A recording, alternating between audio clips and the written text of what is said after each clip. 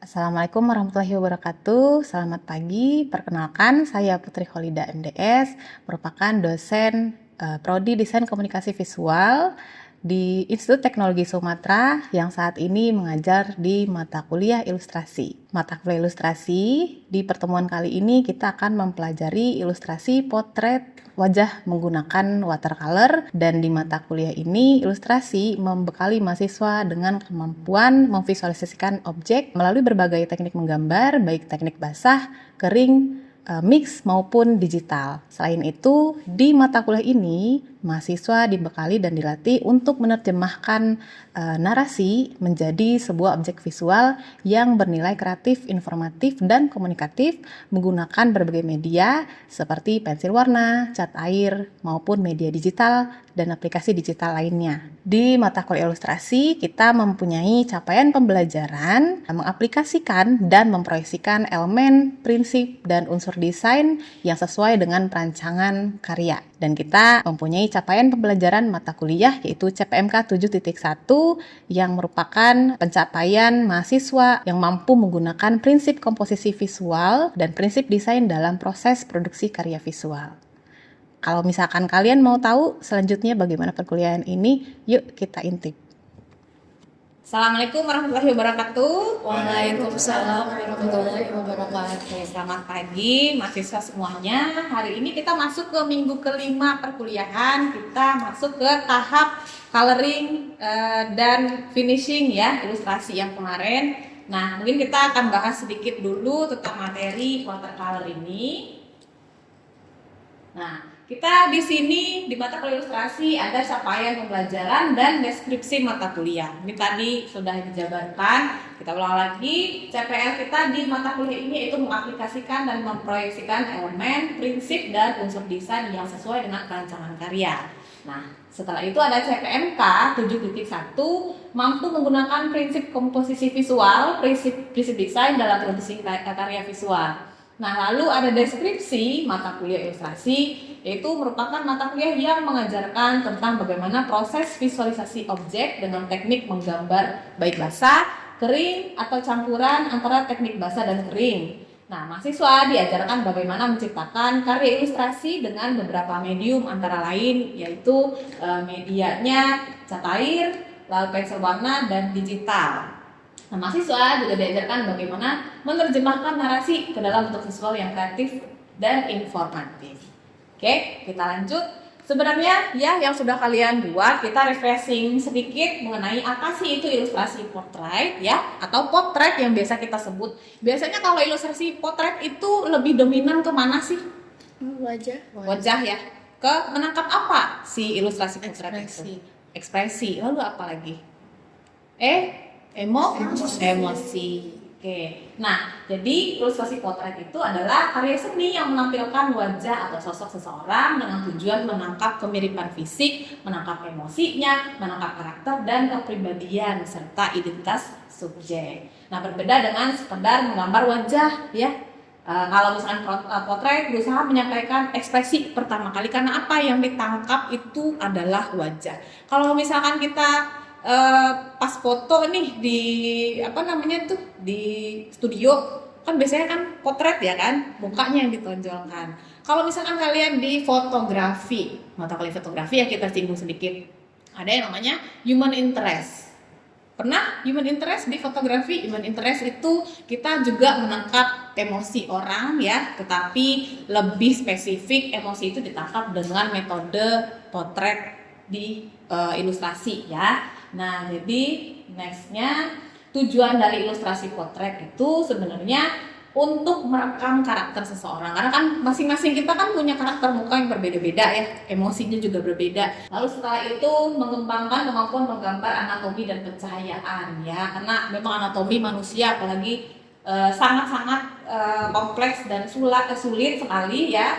Lalu setelah itu pencahayaan, kalau misalkan kita menggambar buah ada cahaya, ya udah kita hanya menggambar sesuai apa yang kita lihat. Tetapi kalau manusia ada banyak lekukan di wajahnya, ada keriput mungkin, ada berbagai macam ya, entah itu tai lalat, bentuk hidung, bentuk mata yang berbeda-beda. Ketika terkena cahaya bentuknya juga pasti akan berbeda. Dan terakhir mengeksplorasi gaya ilustrasi personal. Nah, bisa kita lihat dari apa yang sudah kalian gambar dan sudah kalian ilustrasikan dan kalian watercolor ya. Nah, kita bisa lihat karakter gambar masing-masing dari kalian. Jadi di ilustrasi tidak ada gambar yang jelek ya, tidak ada gambar yang buruk, tetapi masing-masing punya karakter sendiri-sendiri. Jadi tidak perlu merasa upset atau merasa rendah diri dengan kemampuan kalian. Oke, jadi ada hal-hal yang harus diperhatikan di dalam menggambar ilustrasi. Pertama, tidak mungkin kita tidak memperhatikan proporsi wajah karena hal pertama yang akan kita gambar adalah wajah itu sendiri, ya. Yang kedua, bentuk dasar atau construction, konstruksi muka nih beda-beda nih. Ada yang misalnya mukanya agak panjang, ada yang mukanya bulat, ada yang mukanya lancip atau lonjong. Nah, setelah itu kita perhatikan sisi gelap terangnya. Lalu yang keempat adalah skin tone ya, yang kita buat sekarang ini. Bagaimana caranya kita menentukan skin tone atau menentukan warna dari skin tone seseorang ya. Nah, di sini kita akan belajar dan kalian sudah mempraktekkan teknik mengaplikasikan skin tone dan menyesuaikannya dengan palet warna yang ada. Nah, ya selain itu ada ekspresi wajah, itu sangat-sangat penting sekali ekspresi wajah. Jangan lupa ekspresi wajah kalau di gambar 2 di anatomi yang perlu diperhatikan adalah bentuk alis, mata, hidung, dan mulut. Nah, beberapa hal itu adalah hal-hal yang sangat penting diperhatikan untuk bagaimana caranya, oh ini mukanya sangat sedih, apanya nih yang harus diemosikan gitu ya, harus dimainkan misalnya di bagian alis atau di bagian mata, agar apa? Timbullah yang namanya emosi di dalam gambar itu.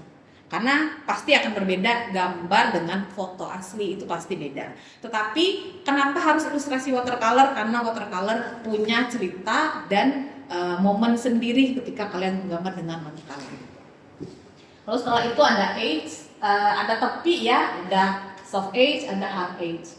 Yang terakhir adalah fokus di bagian mata, hidung, dan bibir. Karena tanpa tiga ini kita tidak bisa menggambar ekspresi. Karena ekspresi emosi tercantum di semua ini. Mau gambar kalian stylenya realis, mau gambar kalian kartun atau semi realis, tiga ini adalah penentu ekspresi. Misalkan di gambar mata contohnya, yang kalian semi realis atau kartun, titik aja tuh, misalkan bibir dikasih titik itu sudah merupakan ekspresi kan, kelihatan kan. Nah, misalkan green kayak gitu kan, orang kelihatan jahat nih kayak ekspresinya. Nah, kalau lebih kompleks lagi, kalau misalnya kita di saat ini menggambar realis, ada yang namanya hyper realistik lagi, lebih realis daripada yang realis. Itu, oke. Nah, jadi ada di sini teknik watercolor atau cat air yang bisa kita aplikasikan di beberapa teknik. Yang sering digunakan itu adalah wet on wet ya, seperti yang kalian lakukan. Lalu setelah itu wet on dry ya untuk detail wajah. Lalu setelah itu layering atau glazing, membangun kedalaman warna. Makanya di ilustrasi watercolor kita tidak boleh terburu-buru. Karena apa? Karena nanti kertasnya akan keriting ya. Nah, hasilnya nanti akan tidak bagus atau tidak baik. Nah, setelah itu ada lifting, mengangkat warna untuk menciptakan highlight. Lalu setelah itu ada dry brush, tekstur rambut atau janggut. Nah, itu dry brush itu biasanya digunakan untuk tekstur rambut atau janggut. Seperti punyanya si Vivi ya. Nah, ini kita lihat contohnya. Nah, ini untuk teknik dry brush itu digunakan di akhir-akhir harusnya. Jadi nggak di awal-awal. Karena apa? Kalau misalkan kita langsung wet on wet membangun tekstur rambut itu nggak akan kelihatan. Jadi kita bangun dengan wet on wet dahulu, lalu setelah kering ya, benar-benar kering, baru kita timpa dengan glazing atau layering dengan menggunakan warna-warna di atasnya sedikit. Setelah itu dry brush yang paling terakhir, menggunakan warna-warna dengan brush yang paling kecil karena ini untuk detailing rambut.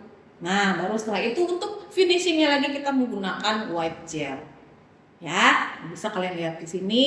Nah, untuk bagian kumis ya, karena memang ini orang tua ya, figurnya, potretnya ada beberapa atau sedikit uban di bagian kumis dan jenggot. Nah, itu boleh kalian menggunakan white gel. Tapi tidak semuanya harus pakai white gel. Hanya untuk bagian-bagian tertentu yang diperlukan saja.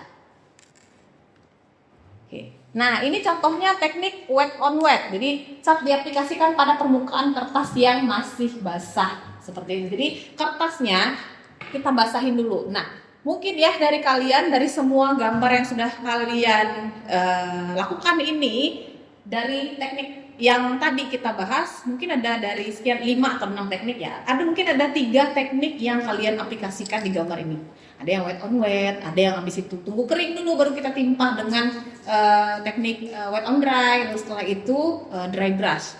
Oke, nah ini contohnya kalau misalkan wet on wet kita basahin dulu kertasnya, lalu kita tambahkan dengan pewarna di atasnya. Nah, lalu akan membuat efek warna yang seperti apa ya? Ada efek yang kalau misalkan kita dikasih warna biru, kita kasih misalnya warna hijau dalam keadaan basah, dia akan menyebar seperti itu, spreading gitu ya. Nah, setelah itu ada tekniknya. Sebentar. Nah, wet on dry. Wet on dry itu adalah cat diaplikasikan pada permukaan kertas yang kering. Jadi kertasnya lagi kering nih, kita drop the paint into the wet paper. Langsung kita aplikasikan dengan brushnya terserah, mau brush kecil atau brush besar ya. Jadi nanti hasil gambarnya akan seperti ini. Misalkan biasanya bikin gambar awan gitu. Nah, ini contoh teknik dry brush. Jadi menggunakan kuas dengan sedikit air sehingga menghasilkan tekstur kasar. Nah, kalau di atas itu brushnya terlalu basah ya. Nah, kalau yang kedua itu udah lumayan, yang ketiga itu udah lumayan lagi, makin bagus lagi. Nah, baru setelah itu brush to dry-nya seperti ini. Dia menghasilkan efek tertentu atau tekstur tertentu untuk dry brush. Untuk misalkan bagian rambut ya, kalau susah kasih teknik dry brush ini. Biar dia ada pesan apa sih namanya itu helai rambut di situ. Nah, contohnya dry brush itu fungsinya untuk menghasilkan tekstur. Ada splattering atau kita kemarin itu sebutnya apa sih ya? Splash gitu ya. Nah, inilah contohnya untuk menggambar background. Yang minggu lalu kita berikan contoh di PPT. Kalau misalkan bingung dengan background yang terlalu kompleks ya, atau complicated nih rasanya, boleh kan mengaplikasikan splattering ini. Jadi membersihkan cat menggunakan kuas. Tapi hati-hati kalau ini kan memang tujuannya untuk seni ya. Kalau kita kan yang ditonjolkan adalah si emosinya. Nah, teknik splattering ini sebaiknya digunakan untuk background aja, jangan kayak gini dibasahin brush dengan kepekatan tertentu lalu digituin, dipukulin ke jari boleh gitu ya. Nah, jadi akan menghasilkan hasil seperti ini. Nah, jadi ada urutan dalam watercolor. Yang pertama itu light wash, ada mid tone, ada shadow, ada detail, ada final accent atau finishing yang kalian sudah tahu. Biasanya kita makainya tekniknya pertama itu kan asistensi dulu ya si gambarnya, lalu setelah itu ada sketching. Di dalam sketching itu kalian juga menganalisa anatomi wajahnya akan seperti apa, tubuhnya akan seperti apa, emosinya, ekspresinya bagaimana. Lalu setelah itu baru kita masuk ke tahap penyempurnaan sketsa. Setelah itu kita masuk ke dalam tahap watercoloring. Lalu setelah itu ada yang namanya shadow ya, kita memberikan shading di sana. Baru setelah itu kita memberikan detail. Detail itu seperti yang ini. Kita belum memberikan detail dengan white gel atau brush ya, Pigma.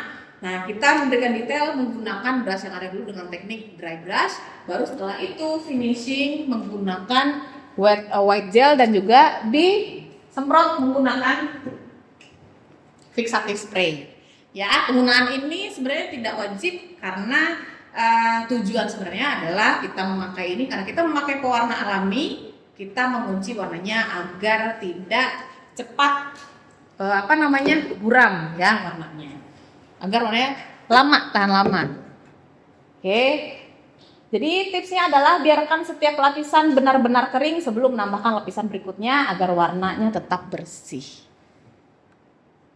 Jadi ada hal yang harus diperhatikan ya, karena ada beberapa kesalahan yang sering dilakukan ketika kita membuat watercolor. Yaitu pertama, menggunakan terlalu banyak kayu sehingga warna menjadi kusam. Yang kita harus tahu adalah ini kertasnya setebal apa nih. Kalau misalkan tipis kita kasih white on white itu kan bahaya ya, makanya kita harus mempertimbangkan tebal kertas dengan penggunaan air yang akan kita gunakan. Lalu setelah itu terlalu sering menggosok kuas pada kertas sehingga permukaannya rusak. Terlalu sering begini-begini. Ya kita boleh ngeblending, tetapi hati-hati kalau misalkan terlalu asik ya, kadang-kadang tuh kebawa emosi gitu ya. Terlalu asik ngeblending terus tiba-tiba jadinya tuh agak berbulu sedikit tanpa kita ketahui. Nah udah kering tuh baru kelihatan. Ya kenapa kayak begini gitu ya. Nah itu kan tidak bisa di-undo ya, karena kita bukan digital. Mau nggak mau kalau udah rusak banget, mau nggak mau kita harus bikin dari awal lagi. Nah itulah beratnya teknik manual watercolor. Nah setelah itu ada menggambar detail sebelum bentuk dasar selesai. Nah kita gambar dulu sketsanya seperti yang kemarin kita sudah asistensi. Lalu menggunakan warna hitam langsung untuk bayangan. Jangan gunakan warna hitam dulu untuk bayangan. Ya, kita pakai warna yang paling tipis dulu. Oke, hati-hati itu warna hitam di gambar manual. Nah itu. Lalu tidak menentukan arah cahaya sejak awal. Setelahnya terlalu banyak mencampur warna sehingga menghasilkan warna yang berlumpur atau multicolors gitu. Apalagi ini hati-hati menggunakan pewarna alami ya. Kalau kebanyakan, oh ini warnanya di mix, ini kayaknya warnanya begini deh. Nah hati-hati terlalu banyak memix warna jadinya kotor ya kulitnya tuh. Lalu setelah itu terakhir adalah yang sangat-sangat diwanti-wanti oleh dosen adalah tidak sabar ya. Harus banyak kesabaran lebih, karena apa? Menggambar satu ini bisa kita lihat nih berapa hari nih? Seminggu paling lama ya. Minggu paling lama, paling cepat paling 3-4 hari lah ya. Jadi hati-hati karena untuk mendapatkan hasil yang maksimal butuh kesabaran. Makanya watercolor ini kita diajarkan secara tidak langsung mengelola dan memanage kesabaran di sini. Beda dengan digital, kita bisa undo dan redo. Nah, ini manfaatnya kita menggambar dengan watercolor. Pertama, mengembangkan keterampilan teknis, kepekaan artistik dan kreativitas. Yang kedua, melalui proses mengendalikan air ya, kita bukan waterbender ya, maksudnya di sini mengendalikan air adalah kita bisa memperhitungkan sebanyak apa kita menggunakan air untuk memix dan ngeblend di dalam palet warna dan juga di dalam kertas watercolor gitu. Lalu memahami warna sudah pasti ya, karena kalian learning by doing dan oh ternyata warna ini dicampur sama ini menghasilkan warna yang unik ya gitu kan, itu kita belajar sendiri kan. Nah lalu setelah itu mengamati cahaya serta membangun lapisan warna secara bertahap. Ilustrator belajar menghasilkan karya yang tidak hanya akurat secara visual tapi juga mampu menyampaikan suasana, emosi dan karakter objek. Jadi kalau misalkan nanti kalian karyanya dipajang atau kalian memperlihatkan kepada orang lain ya, ada emosi yang terbawa di sini. Orang bilang, ini kok sedih ya ekspresinya gitu. Karena memang sebenarnya kan kita menggambar orang yang terkena banjir ya figurnya untuk mendapatkan ekspresi itu. Oke. Lalu setelah itu watercolor menjadi media yang sangat relevan dalam pembelajaran ilustrasi, khususnya untuk ilustrasi makanan ya, lalu flora, fauna dan berbagai bentuk komunikasi visual yang menentangkan keindahan ekspresi dan keaslian. Jadi itu otentik ya. Kalau misalkan kenapa nggak foto aja Bu gitu? Kan nilainya berbeda. Ya, value-nya punya value masing-masing. Fotografi punya value yang berbeda, ilustrasi juga punya value yang berbeda. Kan di sini kalian investasi waktu, kesabaran, mood-nya juga ya di sini. Lalu setelah itu apalagi dan kemampuan-kemampuan kalian dan taste kalian yang sudah kalian bangun secara tidak sengaja ketika kalian menggambar ini. Lalu, nah, terakhir ada pertanyaan tidak? Boleh pertanyaan aja juga nggak apa-apa ya. Ada pertanyaan? Nikdas? Tentang karya boleh, ada yang mau direview karyanya atau bagaimana? Mungkin coba untuk review karya saya Bu. Oke. Nah, bisa aja di sini kayak saya masih kurang set sama warna. Kira-kira apa yang membuat dia kurang menonjol dulu? Oke. Kalau misalnya untuk karyanya Nikdas, mungkin waktunya banyak diinvestasikan juga di background ya. Jadi untuk di bagian objek agak kebingungan sekarang jadinya. Nah, ini sudah diwarnai, sudah pekat tadi ya dengan warna-warna yang sudah ditunjukkan. Mungkin untuk detailing terakhir di bagian alis dan mata, tuh, agar ekspresinya lebih terlihat lagi. Nah, bagian yang ini yang masih putih-putih di sini di blend aja dengan satu warna tipis dengan satu sapuan kuas yang paling besar aja. Gitu. Biar dia tidak nggak compang-camping lah istilahnya kelihatannya ya. Ini sudah bagus, tetapi untuk mengisi kekosongan di yang putih ini silahkan disapukan saja dengan satu kali sapuan brush. Itu di blending. Nah, sama di pinggir-pinggirnya di detailing lagi. Ini boleh seperti ini ya. Di bagian ini, bagian gelap boleh memakai Pigma brush pen. Setelah itu di bagian alis kalau misalkan memang ada sedikit uban, diperbolehkan memakai white gel. Itu ya. Nah, mana lagi ya? Ada lagi yang mau di preview karyanya. Nah, ini punyanya Haura. Oke, punyanya Haura.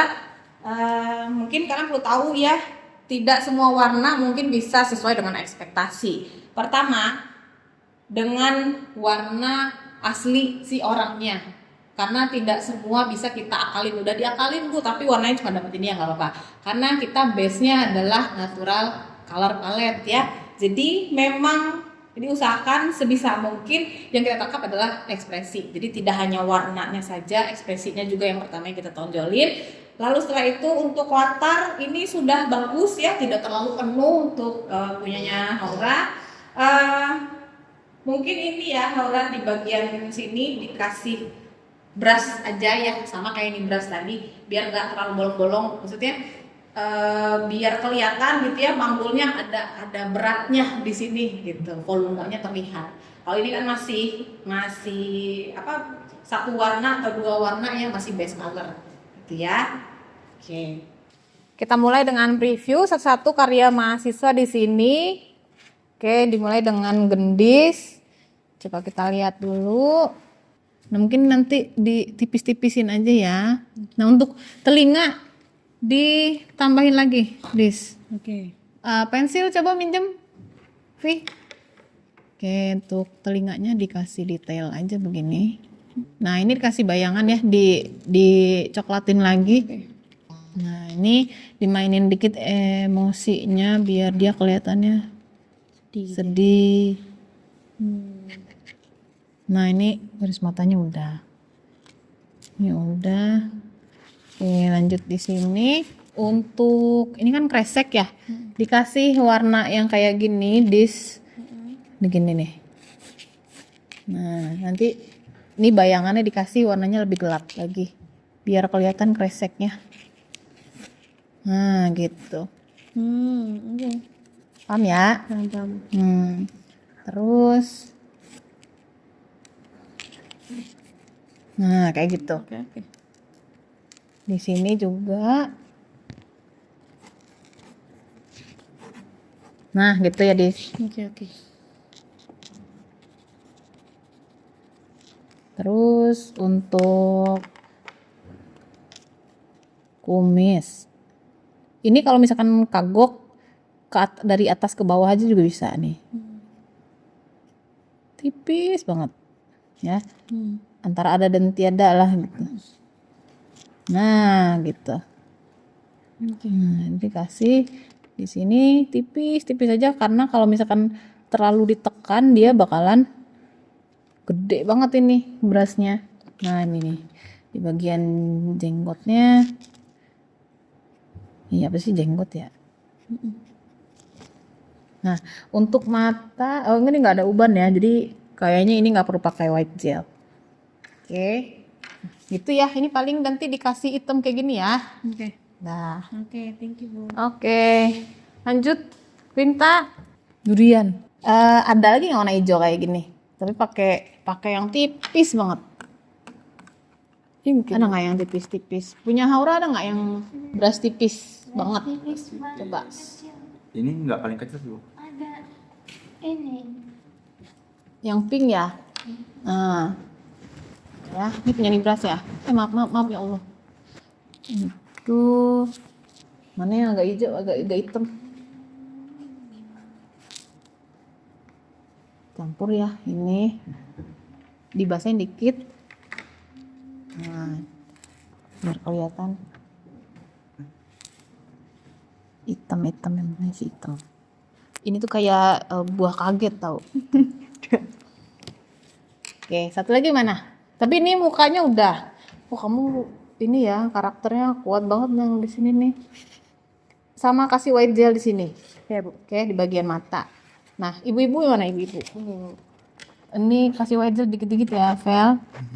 Karena orang tua ya, tipis-tipis aja. Tapi habis itu diginiin, habis itu langsung di tap ya. Oke, siap. Biar dia warnanya kelihatannya natural. Kayak punya si Vivi kemarin. Di tap-tap bagian sini, kayak gini. Jadi biar warnanya begini. Di bagian mana tadi ya? Bagian ini, bagian alis ya. Oke, pinjam dulu Vi. Lal mau udahan ya Lal ya. Lal, ini ada ubannya nggak Lal? Setahu nggak ada sih. Nggak ada ya? Coba cek lagi Lal. Yang lainnya, kalau kita lihat dulu referensinya ada nggak referensinya? Bagian mata. Nah ini detailnya udah bagus nih Lal. Tambahin sini lah, di bagian ini Lal. Di matanya. Sedikit lagi garis gitu. Ini udah. Oke. Harusnya ini warna sepia nih, warna sepia yang kayak begini, di bawahnya hitam sedikit. Jadi kalau misalkan mau di di blend jadi lebih enak. Kalau hitam semua kan jomplang ya. Oke, ini udah. Ini mana Lal, foto Lal? Ini sih paling kena dikit tapi nggak apa lah ya. Penting ininya udah jelas. Oke. Mibras tadi udah ya. Aura juga udah. Vivi udah. Berarti yang hari ini yang udah selesai siapa aja? Tunjuk tangan. Yang udah di fixative spray? Hilal sama Vivi. Berarti 4 gambar ya. Yang hari ini mau di fix, mau di finishing. Siapa yang udah nih diudahin gitu. Gendis, Winta, Nibra sama Haura. Oke, berarti habis ini langsung di semprot di luar aja ya. Feli udah? Mau diudahin Feli? Tinggal yang tadi ya? Oke, berarti Voila ya, tinggal Voila. Oke, udah reviewnya ya. Hari ini silahkan di finishing dan diselesaikan. Jadi gitu ya guys, terima kasih sudah menghadiri perkuliahan hari ini. Jangan lupa practice makes perfect ya. Nah, kita sudah memaparkan perkuliahan, selanjutnya kita paparkan agenda tugas kita ya. Yang pertama kita sudah ada briefing ya, agenda potret minggu lalu pengumpulan link berita atau foto dari objek yang akan yang sudah kalian gambar. Terus setelah itu kita sudah masuk ke ilustrasi dan sekarang kita di 2 tahap ini coloring dan finishing. Setelah ini selesai semuanya, kita akan semprot dengan fixative spray dan kita akan coba scan dan arsipkan gambarnya semuanya, gitu ya.